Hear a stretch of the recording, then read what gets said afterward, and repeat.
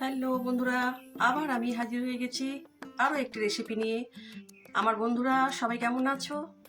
খুবই গরম পড়ে গেছে, তো গরমের মধ্যেও আমাদের তো ছুটি নেই, আমাদের রান্না করতেই হবে। তো আজকে আমি রেসিপিটা নিয়ে এসেছি, সেটা হলো দই কাতলা। তো দেখো বন্ধুরা, আমি এবার কি করে করছি। তো দই কাতলা করার জন্য মাছটা আমি নুন, হলুদ আর একটু গোলমরিচ, একটু সর্ষের তেল দিয়ে মাখিয়ে রেখে দিয়েছি। আর মাখিয়ে রাখার পরে নিয়েছি আদা বাটা, পেঁয়াজ বাটা, রসুন বাটা, এই তিনটা নিয়েছি। আর নিয়েছি এখানে টক দই তো থাকবেই।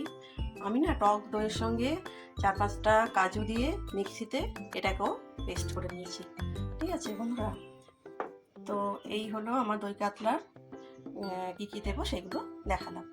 তো এবারে আমি কড়াই তেল দিয়ে দিয়েছি, একে একে মাছগুলো ভাজবো। মাছগুলো ভাজার পরে আমি তোমাদের কাছে ফিরে আসছি দই কাতলার রেসিপি নিয়ে। তো বন্ধুরা, মাছগুলো ভাজা হয়ে গেছে।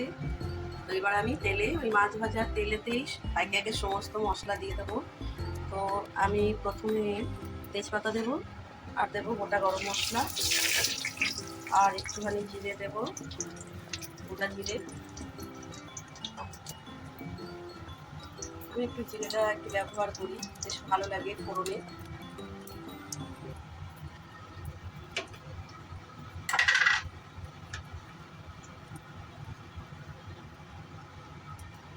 জিরে দিলাম।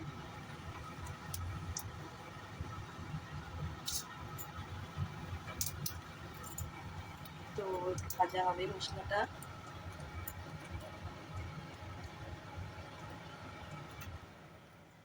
মশলাটা একটু ভাজা ভাজা হয়ে গেছে।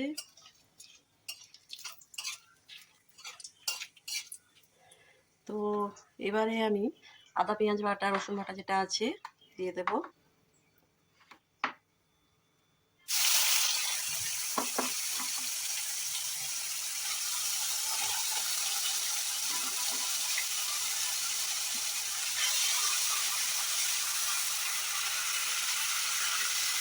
একটু ভাজা হয়ে যাওয়ার পরে আমি তারপরে টক দইটা দেবো, মাছগুলো ছেড়ে দেবো, তারপর দেবো।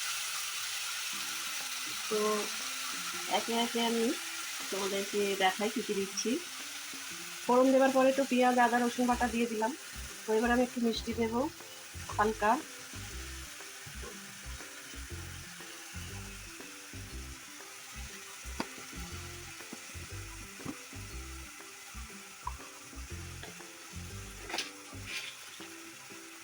তো অল্প একটু মিষ্টি দিয়ে দিলাম।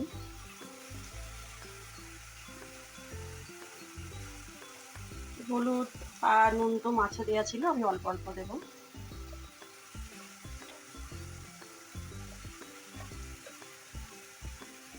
হলুদ, আর আমি একটু কাশ্মীরি লঙ্কার গুঁড়ো দেবো যাতে একটু কালারটা আসে।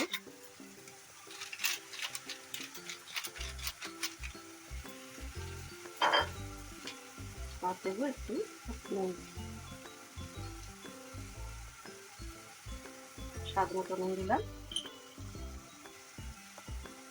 এবারে আমি এটাকে মশলার সাথে মিশিয়ে দেবো।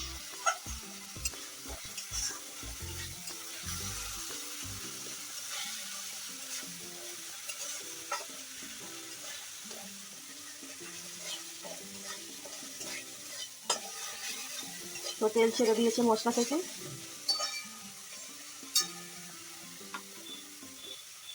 এবারে আমি টক দইটা দিয়ে দেবো।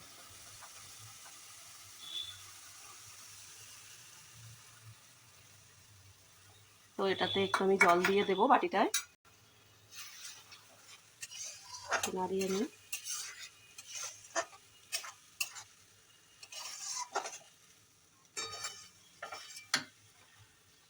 তো বন্ধুরা, আমি একদম রেডি করে দই কাতলা কেমন হলো আমি আবার ফিরে আসছি। তো বন্ধুরা, আমি ফিরে এলাম। দেখো দই কাতলা হয়ে গেছে, আমি ঢেলেও নিয়েছি কড়া থেকে। তো কেমন হয়েছে তোমরা আমাকে কমেন্ট করে জানিও। এটা গরমে খেতে পারবে, কোনো অসুবিধা হবে না, কোনো রিচ নয়, কিছু না, হালকা পাতলা করেই করা। ঠিক আছে বন্ধুরা, সবাই ভালো থেকো, আমার পাশে থেকো।